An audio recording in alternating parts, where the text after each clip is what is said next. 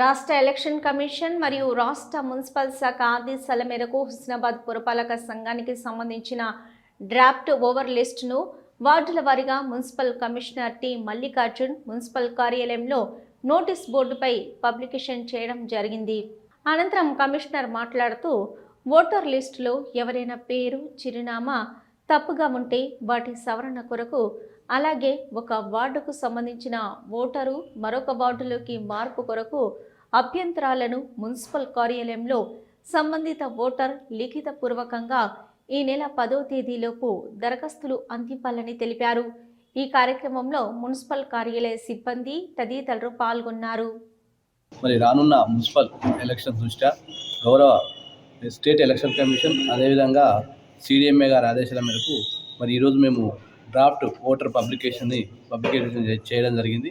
మరి ఇట్టి దానిని మరి మన పట్టణంలో ఉన్నటువంటి ఓటర్లంతా వచ్చి చూసుకొని వారి యొక్క ఓటర్ల యొక్క పేరులో కానీ లేదంటే అడ్రస్లో కానీ ఏమైనా సవరణలు తప్పులు ఉంటే మాకు తెలియజేయవలసిందిగా కోరుతున్నాము.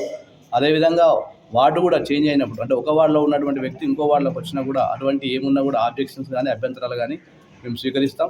అటు దాన్ని పైన మా అధికారుల దృష్టికి తీసుకెళ్లి సవరణ చేసే విధంగా చూస్తాం. దీన్ని అందరూ సద్వినియోగం చేసుకోవాలి. ఇప్పటి వరకు మనకు 19,268 ఓటర్లు రావడం జరిగింది. మరి 10 తారీఖు జనవరి ఈ నెల 10వ తారీఖు ఫైనల్ లిస్టు కూడా పబ్లికేషన్ చేయడం జరుగుతుంది. మరి అట్టి పూర్తి అయిన వెంటనే పూర్తి సమాచారం తెలియజేస్తాం.